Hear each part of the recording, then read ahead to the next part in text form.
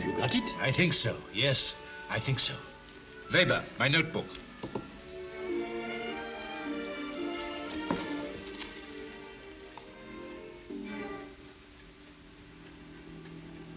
What's the matter?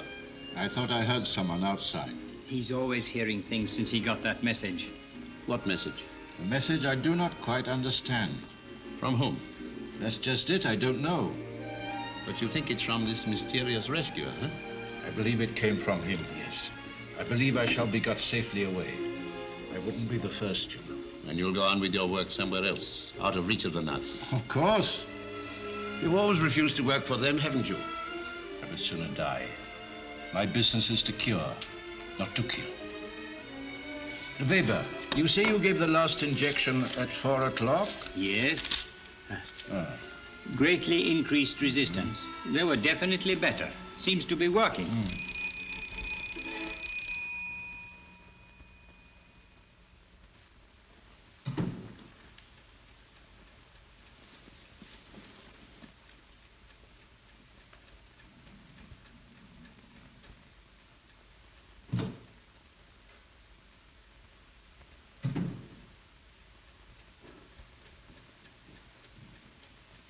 There is a man outside.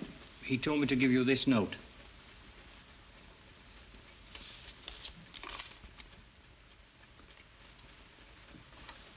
Let me read it. Thank you. The mind of man is bounded only by the universe? What's that mean? I knew it. Weber, get my hat and coat quickly. And bring my suitcase. Notebook. Pencil.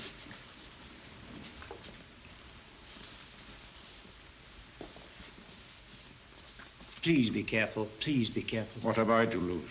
Good luck, my friend. In my newspaper, Freedom, I shall tell proudly of a German whose brains could not be bought. Thank you, but I should not advise you. Oh, I am quite safe. I am a Pole. My country is not at war yet. Goodbye. Goodbye. And Weber, see that they get better.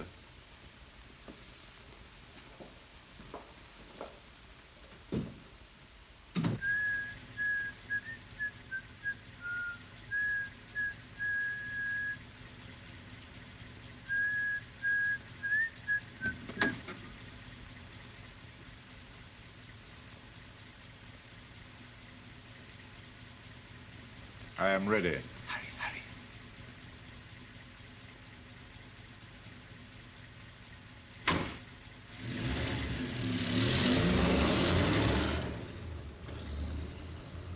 I think he will be all right.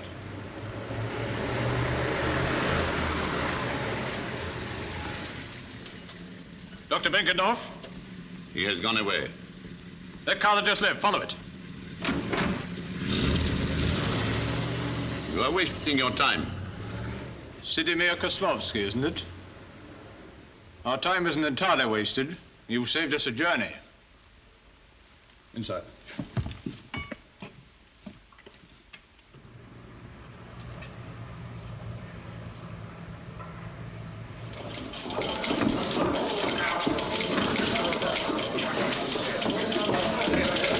Get this, it's hot. Another big escape, just been pulled off. Please, President. How's your reputation? How's your head on? Mystery man, hoodwinks me. No, nobody knows who he is. Gentlemen, please. Gentlemen. The Minister of Propaganda instructs me to inform all foreign correspondents that rumors of a mysterious personage helping enemies of the state to escape from Germany are without foundation. We can assure you there have been no such escapes, and there is no such rescuer. Furthermore, in Nazi Germany, no one can hope to be saved by anybody.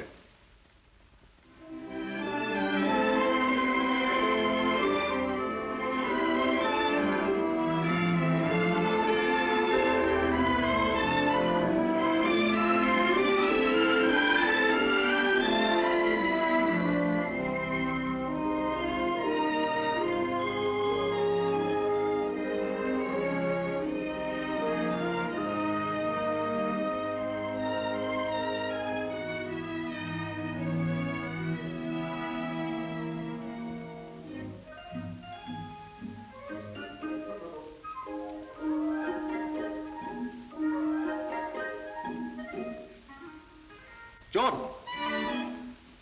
Jordan. Yes, sir?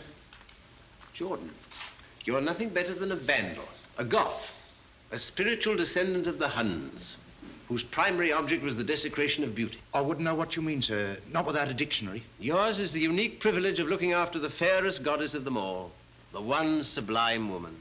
And how do you treat her? Look, man. Look. Sorry, sir. As a matter of fact, I'm very fond of Aphrodite, very fond. But there's so many of them. So many of them. Well, in a manner of speaking, there are, aren't there, sir? If there's only one woman like this, look at the symmetry, look at the grace, look at the dust, Jordan. Sorry, sir. I'll go and get my feather duster right away, sir. Fond of her. Look, girls, there's Juno. No, madam. Not Juno. Aphrodite Callipygos. Are you sure? Well, I ought to know. I discovered her. Really? She's just come out of her bath, and you see that towel she's holding in her hand. That is not a towel, madam. It is a heaton, a form of drapery. It looks like a towel. Very good. It's a towel to you. It's a heaton to me. She's the goddess of plenty. No. The goddess of love. Shh. Of lawful wedded love. She's a respectable goddess, girls. She's practically perfect, as you can see. And in the languishing eye and smiling lips, there is a boundless compassion for the folly and ignorance of a blind world. Very jolly. Yes, very jolly. Come along, girls. Professor, the college porter just called for you, sir. You're late. Late for what? Your lecture, sir. Oh, don't be ridiculous. My lecture is until Friday. But today is Friday, sir. Good heavens. How extraordinary. Well, what happened to Thursday? We had it yesterday, sir. Did we? Did we? Yes, sir. Good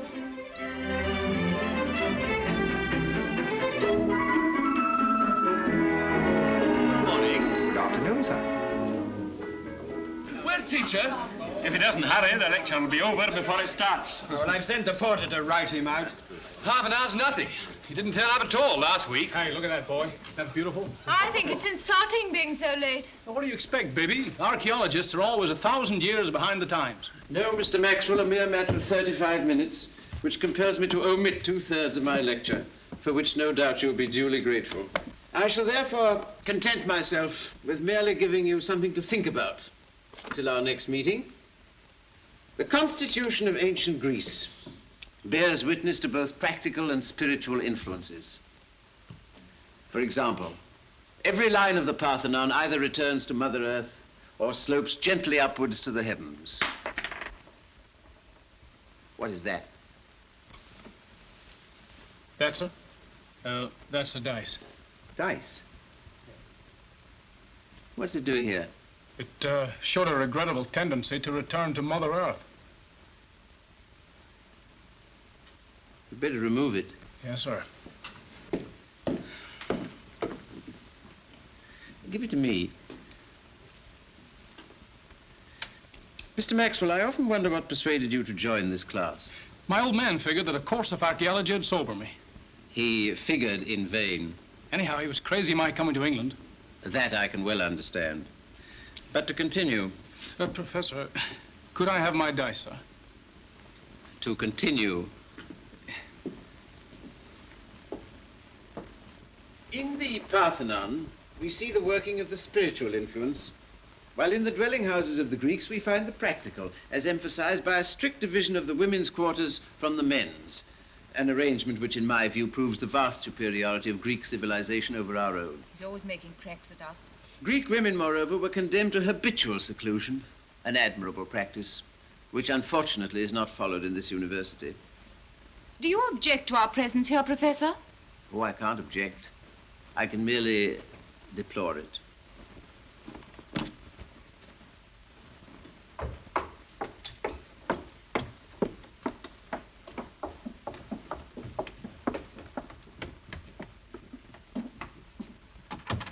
Now that we've succeeded somewhat elaborately in getting rid of the female students, I'd like to have a word with you.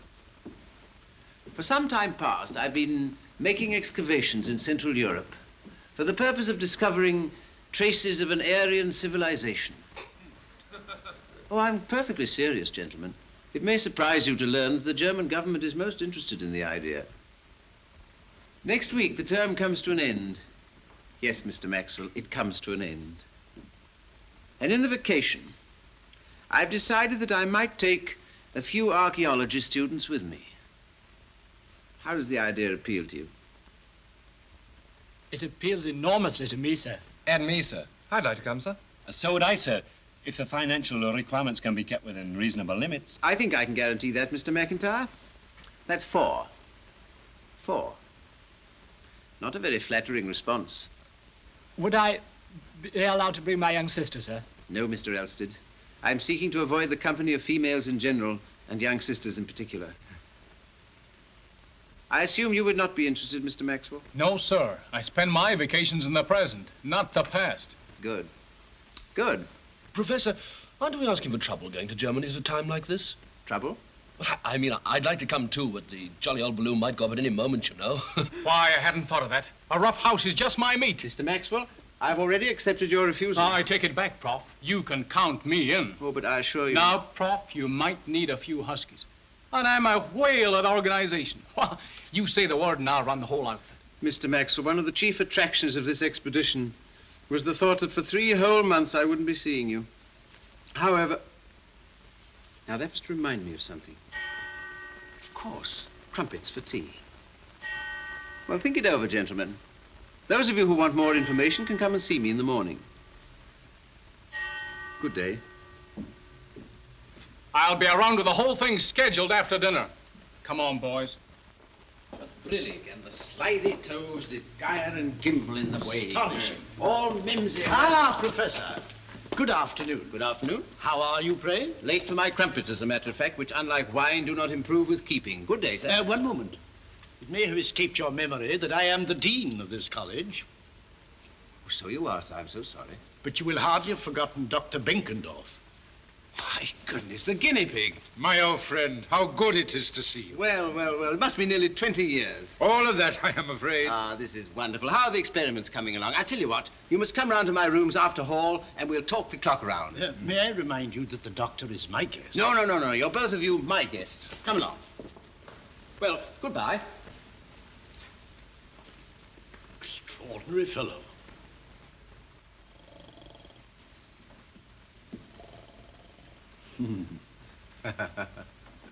Well, now that the dean has left us, tell me all about it. The serum was a success, eh? I left before I had the final proof. Well, that was too bad. On the other hand, I still have my life.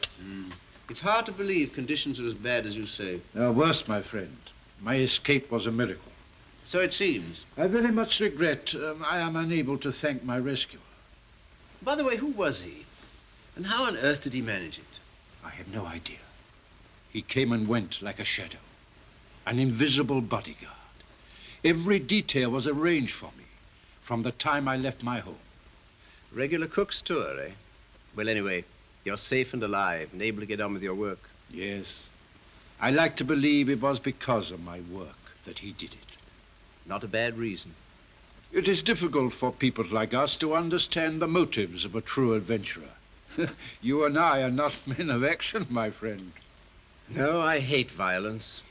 It seems such a paradox to kill a man before you can persuade him what's right. So uncivilized. Bless my soul, what's that? Everything's lined up, Prof, and I brought the bunch along for a final checkup. I said tomorrow. Sure, but I caught up on you by 12 hours. Now, look, Chief, here's the itinerary of the times of arrival and departure. An iron ration will be carried by all, and personal luggage restricted to 28 pounds. Now, we're all set to go. Go away. Don't you realize that I've... Oh, sorry. Sorry, sir. Oh, say, Prof, can I have my bones? Dice. No, they're my bones now. You're welcome, Prof. See you in the morning. Good heavens. Did I dream all that? I'm afraid not. We're all set to go.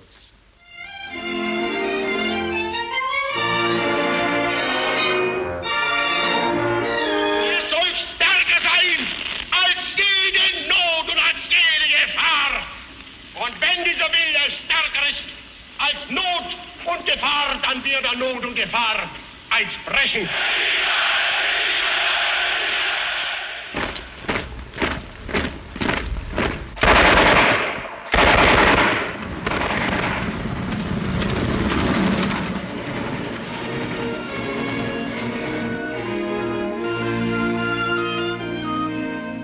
My home is in Oi. Oi? Oi. But when I am on duty, I am billeted at the chalet. You think he'll bite me? No, not unless I tell him to. Come here, gentlemen. I want you to meet a friend of mine from Oi. Hello, how are you?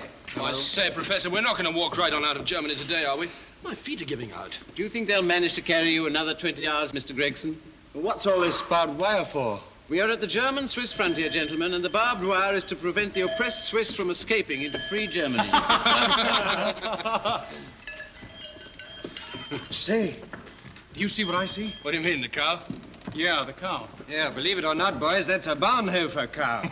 They produce less milk than our Jersey cows. Oh, really? You must tell me more of your experiences some other time. Anybody want any beer? Some beer? beer? I should say. What about you, John? Come on, Gretchen. Let's hear from you. Yes, come on now. You take the high road and I'll take the low road. I'll be in Scotland for ye. For me and my true love will never meet again on the bonny, bonny banks of Ogloman. Come on now, boys. Annie Laurie. Everything all right, Herr Professor? Everything splendid. And the coffee's excellent. I'm glad it's to your taste, sir. Still at it, Prof? Yes. We shall only be doing about 15 miles tomorrow. It'll seem like standing still. Well, have we got our marching orders? Yeah, just another 15 miles. Does he never relax? He's like a man hunted by a conscience, forever forging ahead. There must be a reason for it. There is. Sex starvation. Go on. No kidding. Maybe you're right. Well, can't we do something about it? See, that's quite an idea. Twiddle on that flute, Jock. I'm going into action. Hey, Tootsie!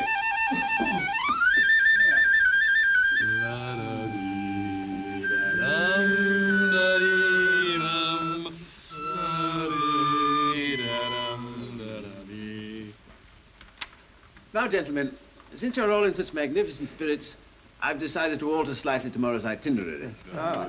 It will now be 20 miles. 20 miles? But that's We made it 19 miles. Yes. Now, as you all know, we are now at Untersitzenberg, altitude 5,000 feet. In the morning, we shall climb to 8,000 feet. And in the afternoon, yes, on second thoughts, we'll postpone the discussion about the afternoon's operations until later.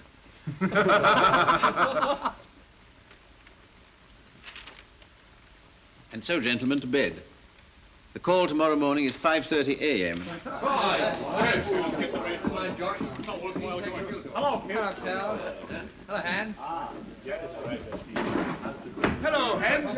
Have some coffee. No, I want to go to bed. Now, take it easy, Admiral. I never shave in the evening.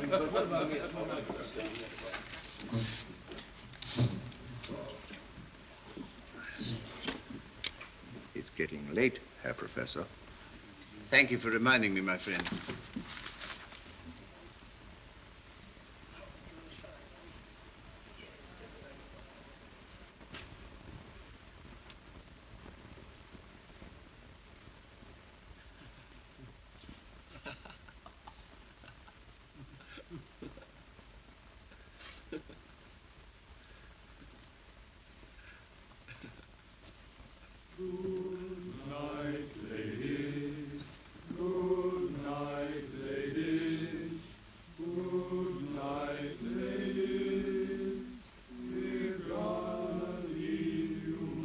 Silence.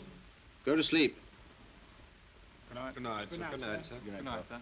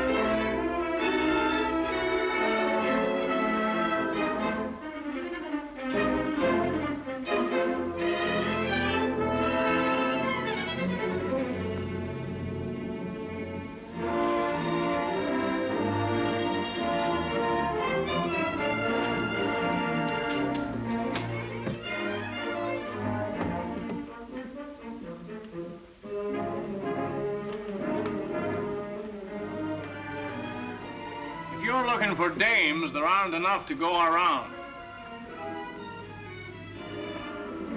Come. Pardon me, sir? Yes, come.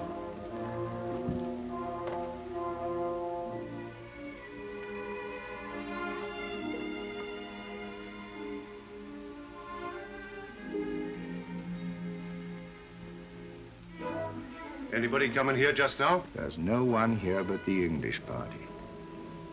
So? I haven't seen anyone, sir. Are you sure? Yes, sir. I have been here since I came off duty. So?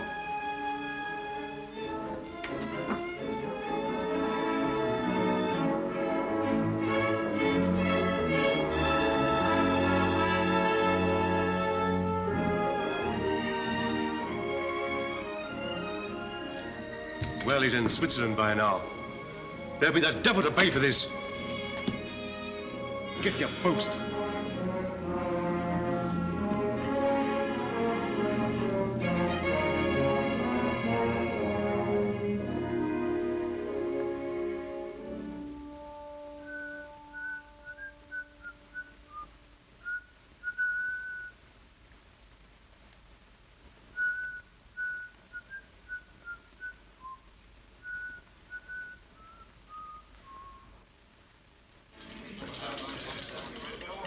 You don't expect me to believe that nonsense? Yes, I do. It couldn't be the same man. It might be. It couldn't be. Here, here, here, here, here. He couldn't be everywhere. He could. And last night here on the Swiss frontier. Let's go and see how the reports are coming in. Right. What's the latest about Plunker? Oh, a message from Breslau. No information regarding identity of unknown man who assisted in Karl Plunker's escape. There's still no news of this fellow. Means trouble for someone. Any news? Message from Hamburg. No information regarding identity of unknown man who prevented the execution of Joseph Fierz. Breslau, Hamburg, Belgian frontier, French frontier. All the same, no news. Plunker seems to have got away. Over the Swiss border, same as Joseph's in Blumenfeld. Schinkenherz went through Holland. But it's this damn shadow that Graum's after, if we can believe in it. Well, I do. You call this thing a report?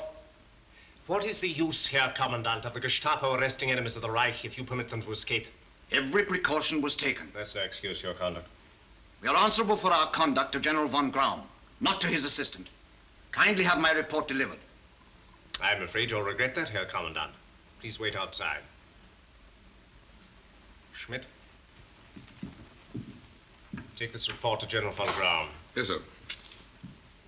Oh, don't you think... At once. Yes, sir.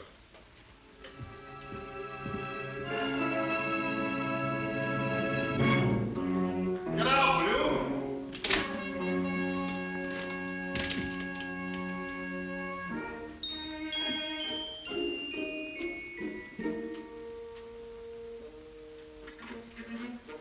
Oh, Hoffman. Yes? Oh, hello, Smith. Take this report. In there. What is it? Only the report from the prison commandant about Karl Plunker's escape. I'm sorry. I'm just going to have my lunch. Hoffman, this is an order.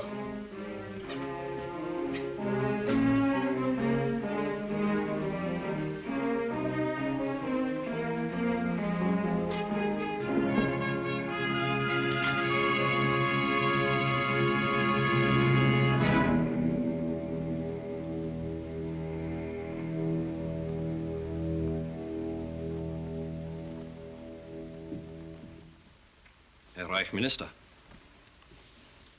Know your enemy. I am told that the English have a secret weapon. Their sense of humor. And I am determined to find out all about it. For instance, P.G. Wodehouse. Listen. The man with the beard sighed. Down in the forest, something stirred. Is that funny? No, it's not funny. Good. Now, the famous English humoristic journal, Punch. Young lady at telephone. You say you have met an officer and a gentleman. Well, bring them both up. Not funny? No, not funny. Oh, good. Now, Edward Lear. There was an old man of Bengal who went to a fancy dress ball. He said, I'll risk it and go as a biscuit, and the dog ate him up in the hall. Very unfunny. Yes, very. Now, Herr Lewis Carroll. Alice through the looking glass. 'Twas Breilig and the slithy tovies did Gar and Gimble in the Vabe. Painful rubbish. Very painful. No, I have come to the conclusion that the English sense of humor is a myth. They have no sense of humor, and therefore they have no secret weapon. The whole thing is a complete bluff. Yes, yes. Ah, but wait. When I am Gauleiter of London, I shall see to it that there is no talk of sense of humor. Oh, you will, Herr Reichsminister. Well, what is this? The report on the escape of Karl Planck. Ah.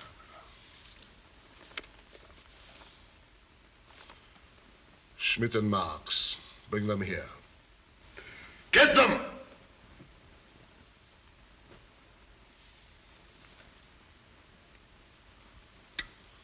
I shall see the prisoner Kozlovsky in 3 minutes.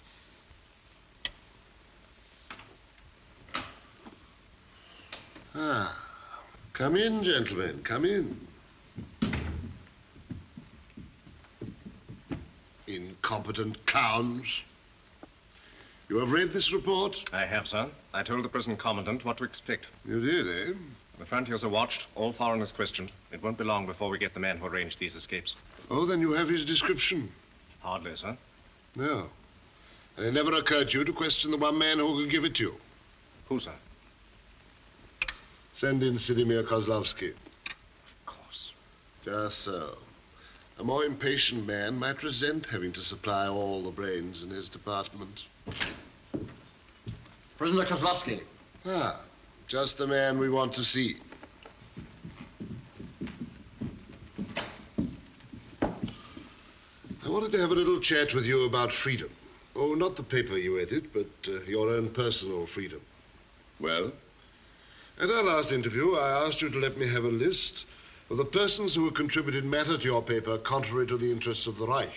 You did? Well, suppose we forget that. It will save you a lot of disappointment. And suppose you answer me a much simpler question. In return for what? Ticket to Warsaw, the freedom of your own country while it exists. What do you want? A description of the man who prevented the arrest of Dr. Benkendorf. I can't give it. You were present at the time. A trained observer must have noticed some little peculiarity. How he walked, he talked, his height. What was his nationality? I've no idea. Oh, come. I should hate to leave you to the tender mercies of those idiots who've just gone out. Very well, then. Under duress. He was 7 feet high and covered with red hair. I see. You are, I believe, a married man. Correct. But with Europe in its present state, my family is abroad. Your family consisting of one daughter? Yes. She is safely in America. In America? Yes.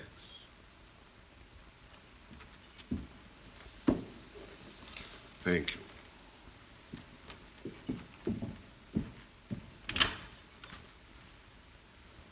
Good day.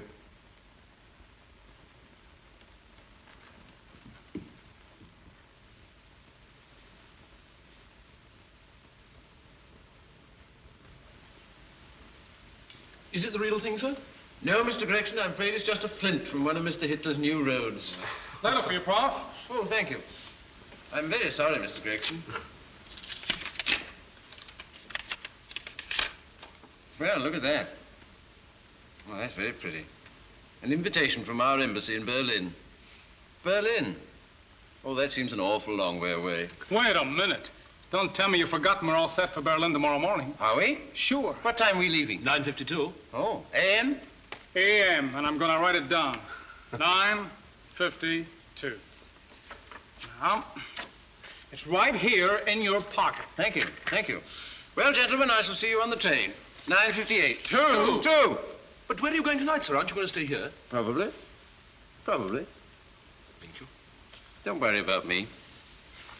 You know, some guys should go around in a lead.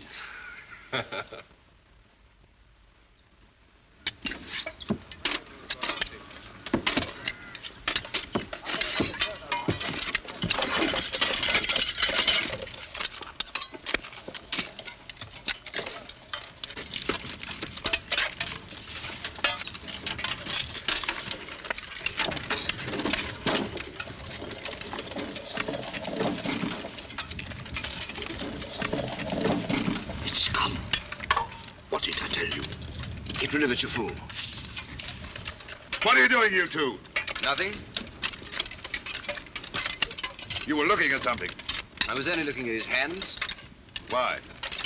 Because they're the hands of the world's greatest pianist. Well, who wants to look at the dirty hand of a dirty loafer? I shall report you for this. Name? Meyer. Karl Meyer. Get on with your work, or you'll have a taste of this.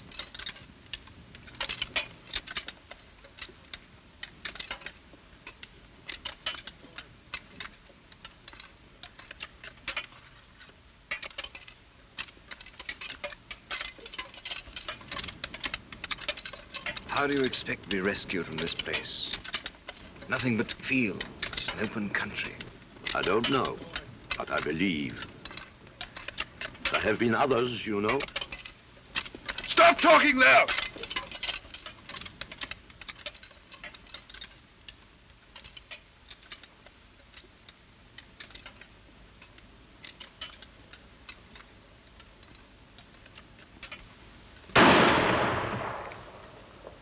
Next time there's any trouble, it'll be one of you scarecrows.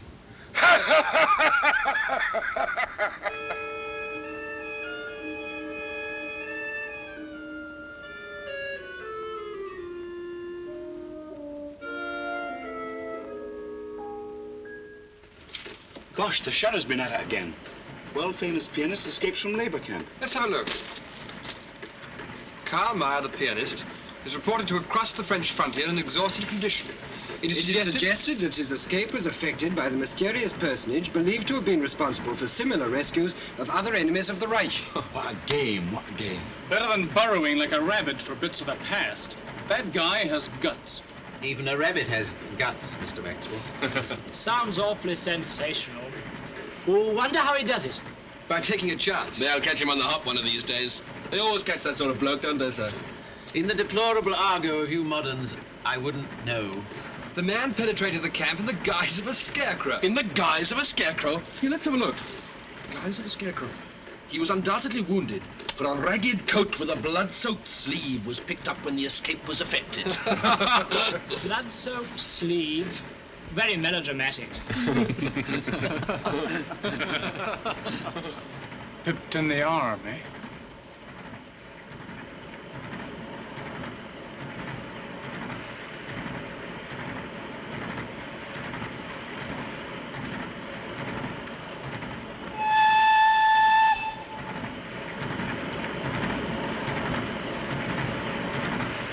I wouldn't pay too much attention to newspaper reports, gentlemen.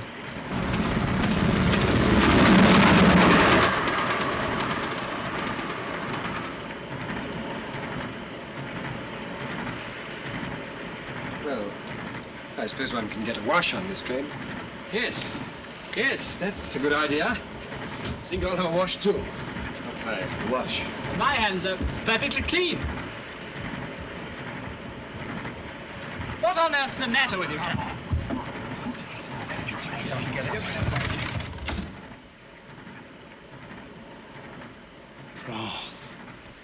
Just so, Mr. Maxwell.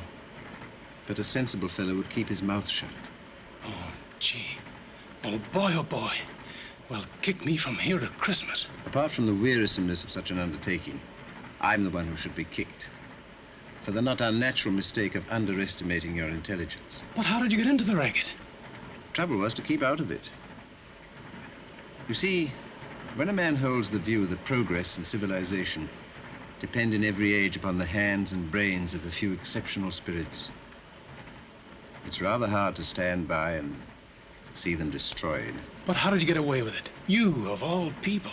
Mr. Maxwell, I'm not a spectacular person. In fact, a natural capacity for melting into the landscape has suddenly proved very useful. I guess you're one of the greatest guys in creation. That, Mr. Maxwell, is a gross overstatement. Actually, I'm a singularly weak person who invariably gives way to his impulses. Fellas, come back here. On all fours.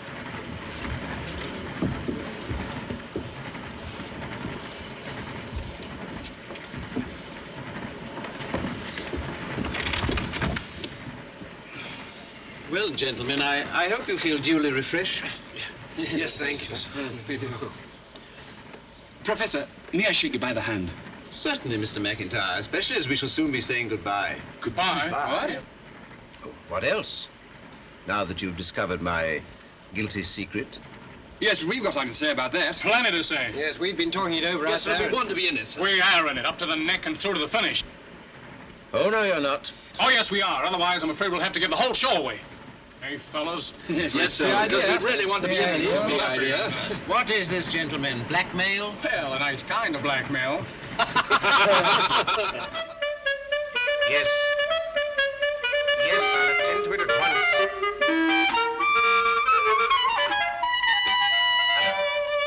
Hello. I can't hear a word. I'll ring you back. Gentlemen, please, I can't hear my own voice. I'm sorry. So nowhere else you can go to perpetrate these noises?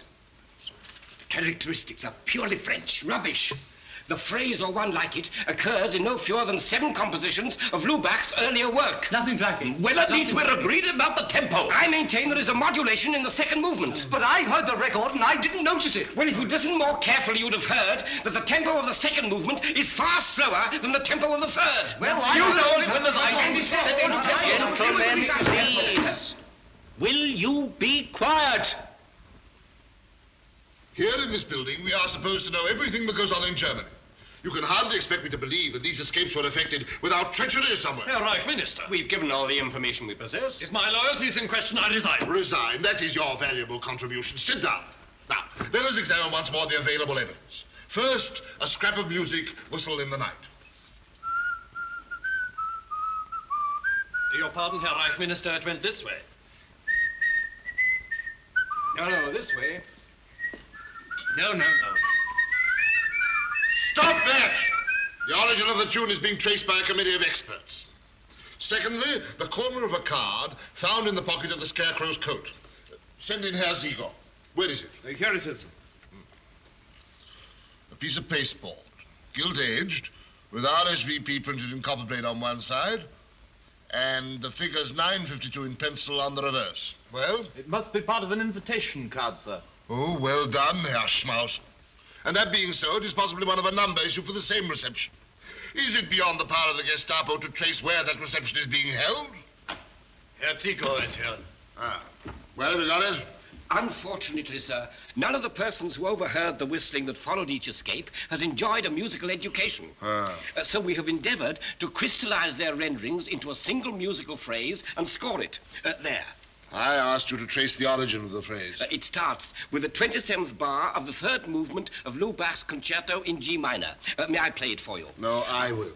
Sit down. Put on the record made by the Frontier Guard. But don't start it.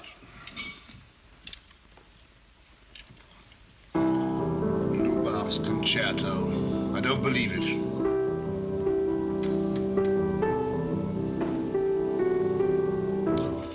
Put on the record.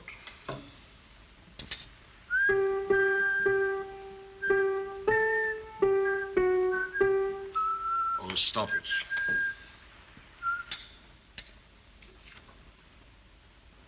Well, here at last we have something. Come over here, all of you. You see? Identical. Absolutely identical.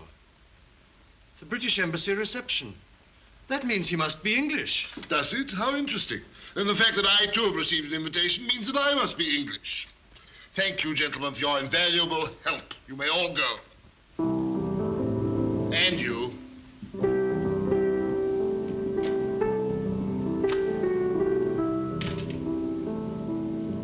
What are you doing here? I was just collecting some papers. What for? I don't know.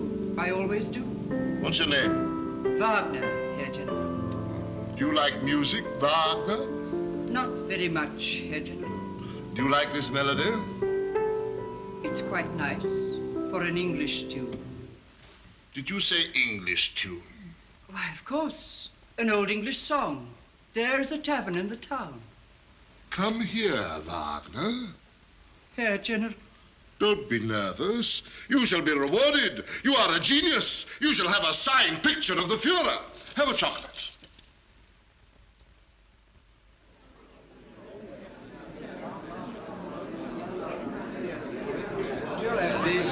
Thank you.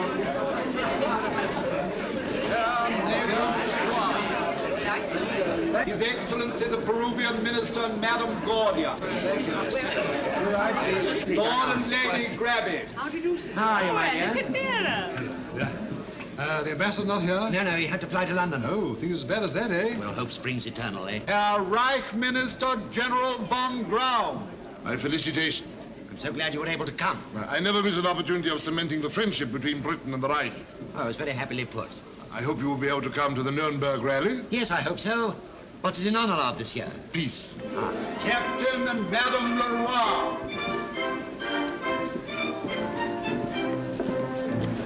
Colonel and Mrs. Channing and Lady Eva Plum. That man over there. Where? By the table. Well, the one by the fireplace with the beard. Idiot, that's one of our men.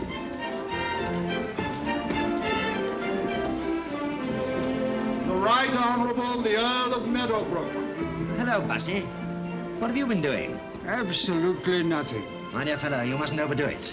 I know. Ah, the charming Miss Cole. Good evening, General. General von Graum. Oh, yes, of course. Not a very good memory. Nervous? Not in the least. Well, you know what you're looking for. I have my own idea. A typical English guards officer, man about town. Or perhaps the explorer type. Strong, silent, resolute. Guards officer, man about town, explorer. Perhaps that man there. Or there. Or there. No, I'm afraid that's not the type I'm looking for. No? No. I'm looking for brain, not brawn. As you will. Anyhow, all I can tell you is that the man we want will be here tonight. See what you can do.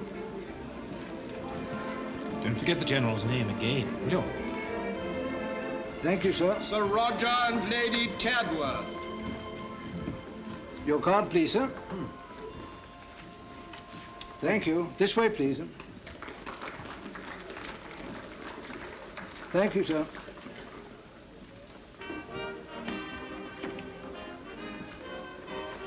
His Excellency the Chilean Ambassador. Have you got a match? I'll get you one, sir. Thank you.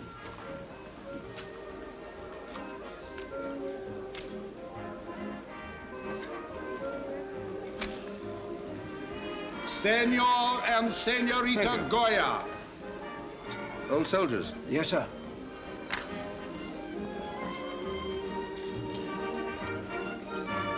Sorry. Professor Horatio Smith.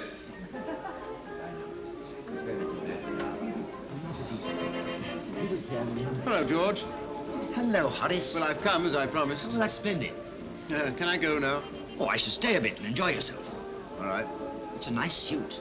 Did you make it yourself? Certainly not. A fellow in Cambridge made it for me when I was 17. Alice, I'd like you to meet my brother, Professor Smith, Lady Willoughby. Not the Professor Smith. Why, only the other day someone said I was the image of your Aphrodite. What do you think? Well, it's rather hard to judge, you see. I only know my Aphrodite in the nude. Horace, I don't know whether these details of your private life... Yes, well, to the pure, all things are pure.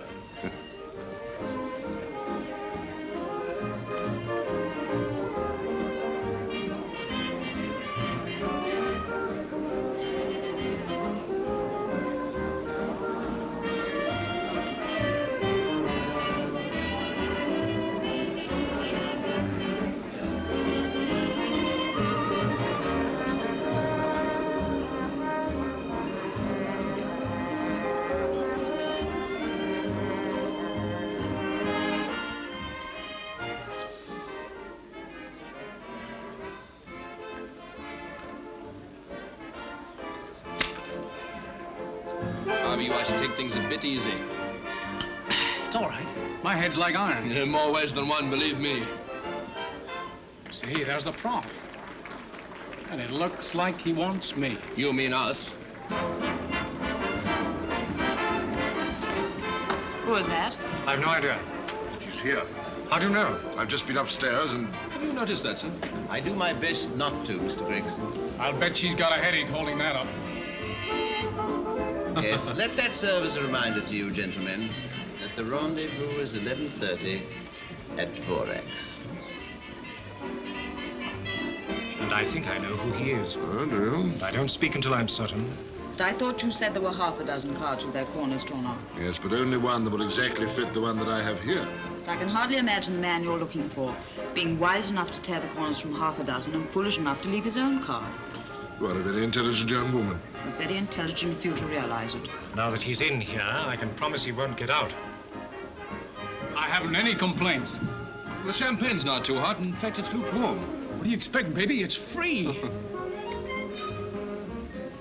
See Naples and die. Boy, do you see what I see? Now's your chance. You've got to do things artistically. There's a different approach to each type. Watch me.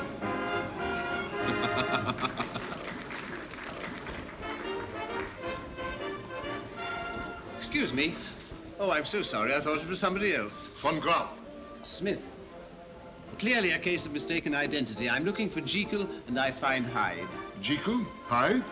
Oh, an English joke. Well, hardly a joke. Well, excuse me. No, you mustn't go. Tell me more about yourself. I'm always interested in local customs and habits. For instance, what do you do with yourself? I hunt for the enemies of the Reich. Do you? Do you get much shooting? Oh, waiter. Well, excuse me. I think someone wants me. No, not until you've had your coffee.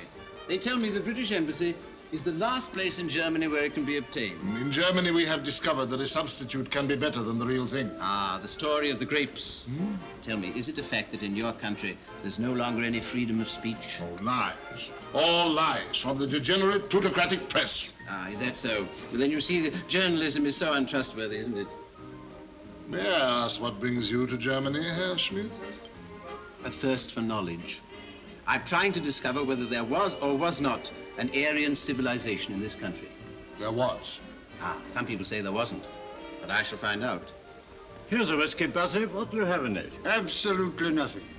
You know, it is extraordinary. Bussey's vocabulary consists of... Absolutely nothing. It's sublime. It's ridiculous. It can mean anything. And it can mean absolutely nothing. It can even be an insult.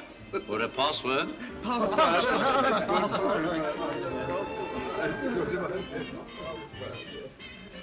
Tell me, I am curious. Your English humorist, Lewis Carroll, why does he write such idiocy? Listen. 'Twas Breinig and the slitty Tobies did gyre and gimble in the Wabe. Does not make sense. But it does. 'Twas Brillig and the slithy toes did gyre and gimble in the wabe. All mimsy where the borrow grows, and the mome wraths outgrabe. Well, it makes perfect sense. But what does it mean? It means whatever you want it to mean. You can either use it lyrically, or, as I'm afraid I do sometimes, in place of swear words. Extraordinary. As a matter of fact, you know, ever since I've been in Germany, I've felt exactly like Alice in Wonderland. Oh, but Germany is a wonderland. Oh, it is. But we have one problem. To be or not to be, as our great German poet said. German? But that's Shakespeare. What, you do not know? Oh, I know it's Shakespeare. I thought Shakespeare was English. No. Shakespeare is a German. Professor Schutzbacher has proved it once and for all. Oh, dear, how very upsetting. Still, you must admit that the English translations are most remarkable. Good night. Good night, good night. Parting is such sweet sorrow. What is that? One of the most famous lines in German literature.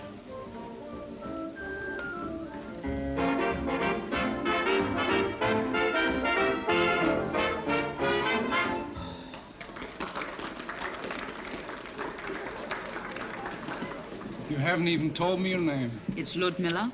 What a lullaby. Millie for short? No, Lucinka. Ah. Have you noticed the music stopped? Oh, right back to earth again. Let's talk about you for a change. Apart from being American, what are you? I'm a student of archaeology. Very funny. On the level. I'm a member of the Professor Smith expedition and proud of it. Smith? Oh, the vague person I saw you talking to. Who looks as though he hated coming into the middle of the room. The greatest guy that ever drew breath. Really? I always said one shouldn't go by appearances. I could tell you things about him that'd knock the legs from under you. You could? Then do. No, I guess you'll have to take my word for it. Then get me a glass of champagne to make up for it. Sure. I'm certain it's him. I've just been listening to him. What did he say? Absolutely nothing. Why bother me? But that's what he said. Did you want me? Yes. Our friend Marx thinks that it's that fellow there. What's your opinion? I wouldn't have said so. Oh, have you a better suggestion? Yes. Yes, I would have said he was more likely. That man by the statue.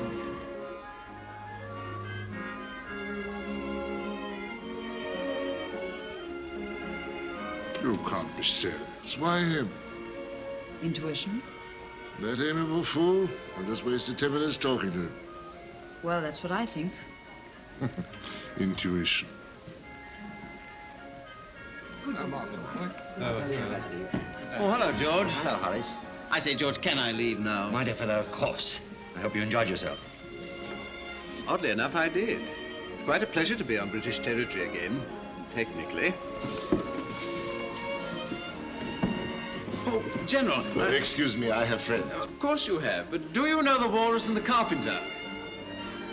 Evidently not.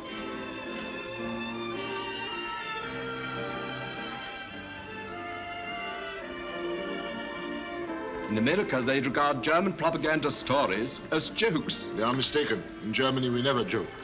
Oh, here's that terrible fellow who's been haunting me all evening. He's following me about like a shadow. Excuse me. Well, what do you want now? I want to arrest that man. Who? The man they call Bussy, the Earl of Meadowbrook. Here in the British Embassy. Don't be a fool. All the same, I want... What are you doing with those? Absolutely nothing. Lovely trees. A Midsummer Night's Dream. Oh, I beg your pardon. It's quite all right. Now, I know a balcony where there isn't so much traffic. I find it quite pleasant here. I've been looking for you all over the place. The professor's just leaving. He would. Well, oughtn't we to be going too? Scramble, yeah. My instructions are that I'm not to let you out of my sight. Oh, have a heart, please. Stick around someplace. All right. I'll wait for you on the staircase. Another party? Oh, just getting together with the rest of the gang at a beer cellar. And of course there wouldn't be any balconies in a beer cellar. Well, no. That is, it'd be swell if you could come, you know, but it's just a dump. I don't think you'd like it. I bet it couldn't be any worse than Smoky Joe's on 6th Avenue. Say, do you know Smoky Joe's? Yes. Don't let it go any further. Come on, this has got to be another party. Shall I take your hat, sir? Thank you. Well, well, well, well. Still at liberty, and they say the age of miracles is past. Well, you put on weight, Dvorak. What's the news? Democratic League's in trouble. What again? And they've arrested their Polish editor, Kozlowski. Oh, those hotheads. Ah, Kozlowski's a great man. Yes, I know, but I'm not interested in politics. I know, but you should be. Good evening, gentlemen. Oh, good evening, sir. What was the party like, sir? It was very instructive, Mr. Spencer. What do you have? I think I'll have a Pilsner. Yes, sir. Who's that, new waiter? Yes, he used to be in the telephone service. Really? He was dismissed. Little trouble with an SS man. Oh, yes. Excuse me. We're all ready for tonight, sir. Shh, not so loud. There might be a microphone hidden under the table. You don't mean... No, Mr. Elstead, I don't mean. We're perfectly safe here. Look what's just come in. And I wasn't allowed to bring my sister. Who's the girl? I'm sorry, Professor. I did my best, But someone else did better. I understand. Hiya. Allow me to present Professor Smith. Prof, this is Ludmilla, a poem from little old New York. How do you do? I had no idea you were so interested in modern poetry, Mr. Maxwell. Won't you sit down? Yes, hi. No, thank you very much, Prof. See you presently. Well, gentlemen, I regret you were unnecessarily called to this rendezvous. Oh, nothing doing tonight, sir? On account of Mr. Maxwell's regrettable preoccupation with American poetry, there will be nothing doing tonight. But we meet at the excavations tomorrow. You can have my beer. Oh, good night. Sir. Good night. Good night. After you did Hannibal's route over the Alps, where did you go then? No, I'm very interested. Well, I'll tell you. Forgive me for interrupting, but haven't I seen you somewhere before? Sure. Tonight at the embassy. Of course. How silly of me. Well, Prof, you'll excuse us. We're going to dance. We've done quite enough dancing for one night. Oh, you should have seen her. Why, she's as light in her feet as a butterfly on a daffodil. Not a very happy simile. When daffodils are in season, butterflies are mere grubs. Oh, Prof, that's hardly complimentary. But scientifically accurate, as I rather expected the professor would be. Thank you. Oh, could you be an angel and get my handbag? I must have left it in the car. Well, Please? Okay. Well, We seem to be alone. So we do. Your friend's been telling me all sorts of flattering things about you. I see. I hope you didn't believe them. Well, I prefer to judge myself. Oh, then I must be on my best behavior. I should hate you to leave here with the wrong impression. I should hate to leave with the wrong impression. Naturally. Who's the girl? I don't know who she is. He wouldn't come away without her. But you were with her all evening. But I don't know who she is. She's terrific. I've looked everywhere. It isn't there. What isn't there? Her handbag. But it's here. It's been there all the time. Good night. Good night. What a very strange man. A swell guy, but vague. I wouldn't have said vague. What, going already, Professor? Correct. You see my impulsive young American friend over there? I see him. You see the mysterious young woman with him? I see her. Be a good fellow and investigate. What you think? I don't think anything, but I'd like to know. Good night. Good night, Professor. Thank you, sir.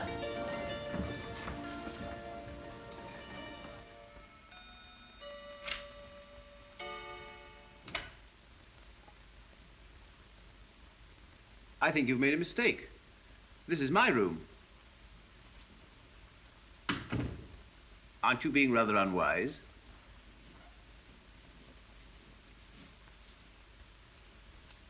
I want to talk to you. I dare say you do, but this is neither the time nor the place. Don't worry.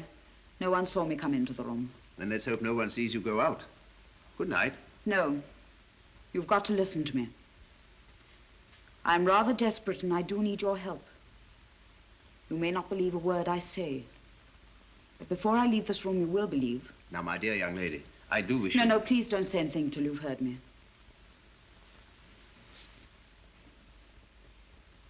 Do you know of a Polish paper called Freedom? I'm familiar with it, yes. Have you heard of its editor, Sidomir Kozlovsky? Yes. Some weeks ago, he came to Berlin for material. He was arrested. Yes, he would be. They put him in a concentration camp. They would. He happens to be my father.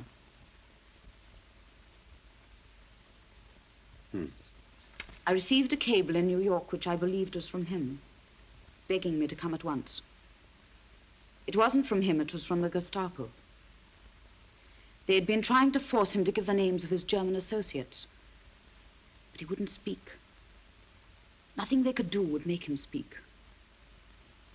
So they hit on the idea of getting me over to persuade him. And did you? You don't know my father. He's fearless, unshakable. No two people were ever closer than he and I. He filled my life with love and tenderness. He's wonderful. That's why I don't care what I do to earn his freedom. There's nothing, nobody I wouldn't sacrifice for that. I think he's worth it. Yeah, he must be. He is. So I made a bargain with Brown. He promised to let my father go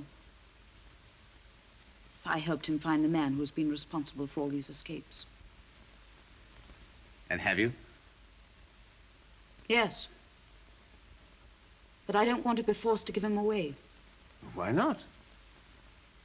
Because I admire what he's doing. Why are you telling me all this? You are that man. What dreadful nonsense you do talk. I guessed at the moment I saw you. And the admiration of that boy David convinced me. You and your party were near the frontier post when Karl Plunke escaped. Your diggings were only a few miles from a concentration camp where a scarecrow came to life. You are that man, I know it. Aren't you? Tell me. Well, won't that be enough for tonight? Tell me. I know you're quite harmless, but please, please go. Before I go, you've got to choose. Either you help my father to escape, or I go straight to the Gestapo and tell them what I know. Very well, go there quickly. I hope they'll prove less skeptical than I.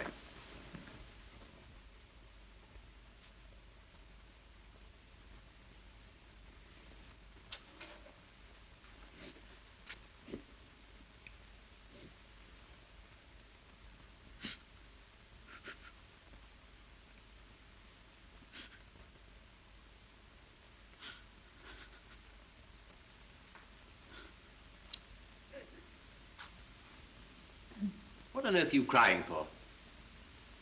What have I done? You brought this all on yourself. I didn't ask you to come here. I'm horrified at the idea of a strange woman in my rooms. And a woman in tears at that. Or are they tears?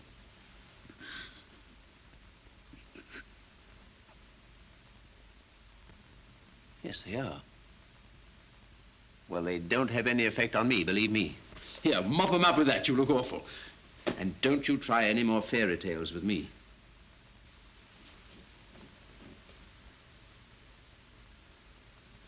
Here, you've forgotten your...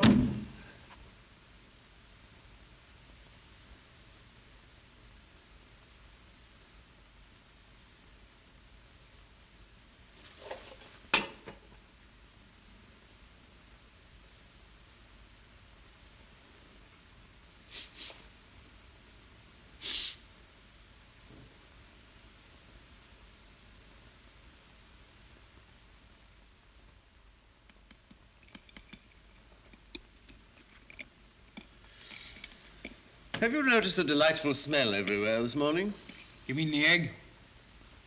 Everything smells delightful to me, but of course you wouldn't understand that, Mr. Maxwell. You're sure you feel all right, Prof? I feel splendid, thank you. Now, Dvorak, tell me, why are you here so early in the morning? You asked me to get you some information about a certain young lady. So I did. Well, I've got it. In the first place, her name isn't Coles at all. It's Kozlovsky. In the second place, Don't tell me any more. Now I feel even better. What is all this? Trailing a girl with whom I have a luncheon date. Have you? Sure. Good. That'll save me a telephone call. Prof, I don't get it. Exactly. You made the same mistake I did. The trouble with us, Mr. Maxwell, is that we don't understand women. We've even forgotten they use powder on their faces.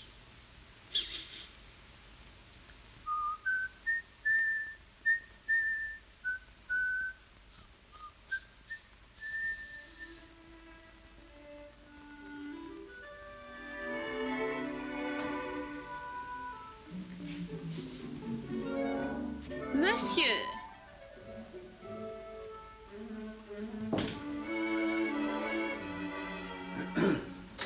Can I help you? Are you French? Yes. You're not German? No, I'm still French. This is a French shop, you see. A French oasis in a German desert. What can I do for you, monsieur? Oh, yes, yes. Powder. Powder? Powder, yes, I like some powder. Certainly, but what kind of powder? Bars, tubes, talcum, face? Oh, face, of course. Any special make? I beg your pardon? Which make would you prefer? Well, what would you suggest? I always use Dory. Do you? Always. I have some of that. You won't regret it. What shade? Well, what shades have you got? Rosé, Rachel, Naturel, Ochre, Morez, Pêche? Yes, I'm afraid all that's rather beyond me. I'll be back tomorrow. But, monsieur! What is she like? Well, I really don't quite remember. She's sort of... What's her coloring? Dark. Brunette. I know what you want. You take this. I'll have a pound of that. A pound? Yeah. That will last a lifetime. This is the biggest box I've got. All right, I have two of those. Two? Very well. Well, don't bother to wrap it up. I'll just take it the way it is. All right. Thank you. How much is that? That will be 42 marks, monsieur. 42 marks. Thank you. Thank you. Will you allow me? Gentil comme ça, n'est-ce pas? Born in France? Born in France. It's remarkable. Goodbye. Goodbye.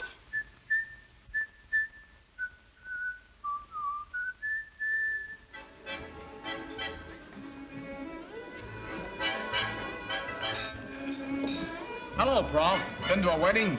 Good morning, Mr. Maxwell. Good morning. I hope you'll forgive me for having invited myself to luncheon. Certainly, if I knew why you had. Yours, I believe. What's this? Your handbag. Thank you. Yes, I would have run after you last night, but unfortunately everything fell and scattered all over the place. I reached home before I realized I'd left it behind. Say, when did all this happen? As a matter of fact, your powder was spilt too, and I bought you some to make up for it. You needn't have bothered. Oh, there's no bother at all there. Oh, say, my favorite shade. How did you know? Intuition.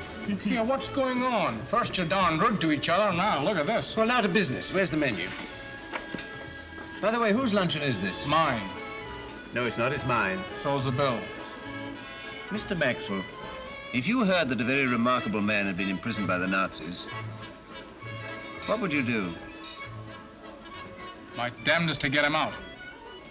Now, isn't that amazing? Every now and then, he and I have exactly the same idea. Could I have some water, please? Certainly not. Dvorak, some champagne. What kind of champagne? Oh, dash it, I've had this conversation before. Any kind. Rachel, Naturel, the best you have, only hurry. I don't know what to say to you. Can't quite believe it's true. Suppose we have some nice cold trout to start with, and we'll follow that with... I don't even know where they've taken him. No one knows, except the Gestapo. He's at Grossberg. What's this? Milk-fed lamb cooked in creme de menthe. The things they think of.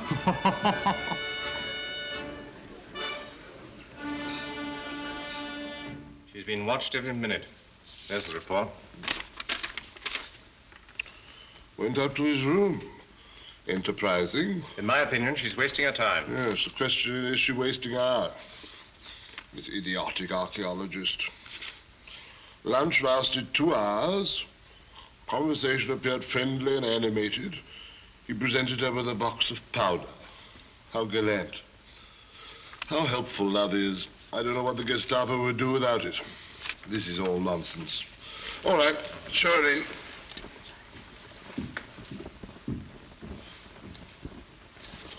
Ah, good day, Miss Cole. Sit down. You're looking very radiant. It must be love. I'm afraid not, even though I did go to his room last night. Room? Whose room? The professor's. Didn't you know? As a new recruit, I made sure I would be followed. Quite so. But we like to get our news at first hand. Very well. Here it is at first hand. You were right and I was wrong. That professor's crazy. And so was I to think that he's your famous rescuer. So much for your intuition, eh? I made a mistake. And I'm afraid I made rather a fool of myself. Oh, well, Rome wasn't built in a day, even by Mussolini. And secret agents aren't made in a night. You did your best. And our bargain still stands? Oh, but of course. I've given you my word as a party member. Isn't that enough? More than enough. You shall have another assignment. There are several persons I suspect. You're very kind. Be kinder still and tell me something. How is my father? Well, I'll find out for you. Let me see, he's at... At Grossberg. Of course. Bring in the Kozlovsky file. Would you like to see your father? More than anything. You don't mean it. That wasn't in our bargain. I wanted to give you a little encouragement. I'd be so grateful if you would. Thank you.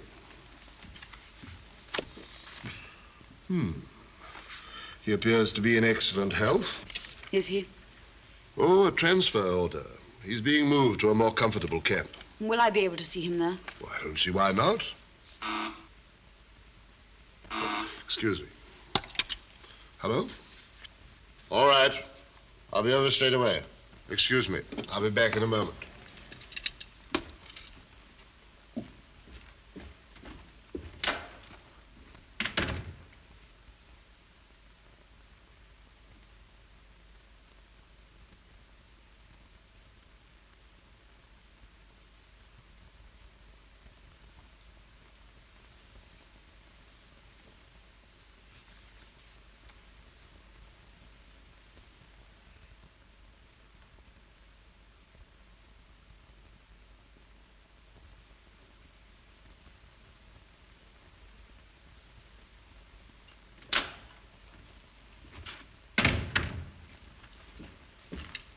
Well, my dear young lady, I'm very busy at the moment, but I'll be sending for you again shortly, and I hope you and your father will be together again very soon.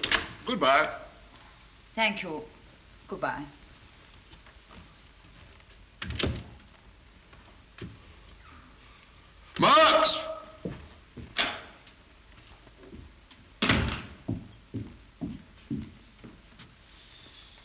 didn't believe her, Marx.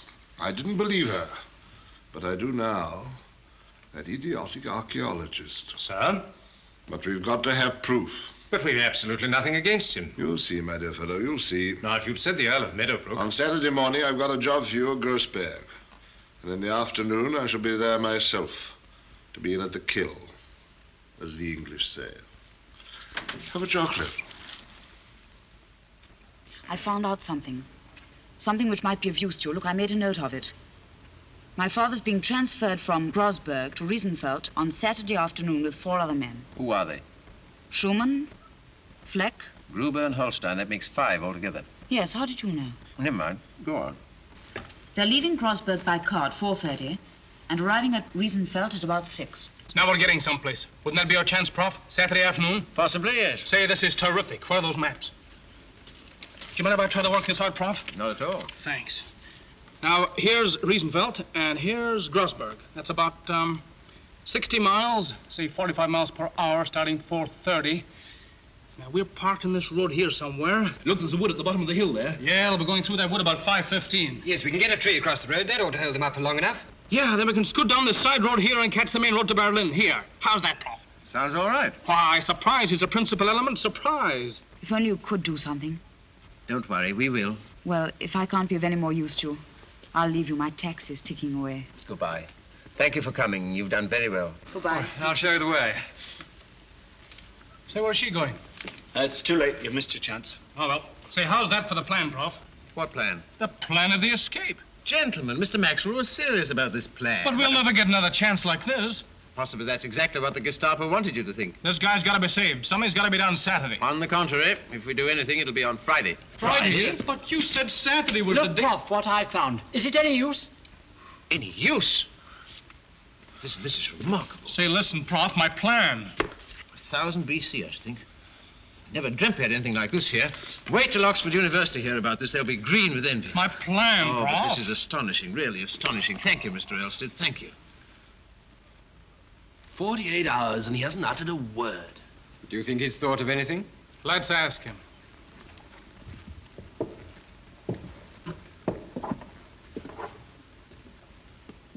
Say, Prof, I hate to interrupt the seance, but have you thought of anything yet? Thought of anything? That guy Kozlovsky's got to be rescued. Oh, yes, of course. That guy Kozlovsky's got to be rescued on Friday. And 4 other guys with him. What, all 5 of them? Well, of course. Jeepers, creepers. As a matter of fact, I have thought of something. Yeah? Yes. Have any of you gentlemen ever considered journalism as a profession? Hey, listen. No. You listen.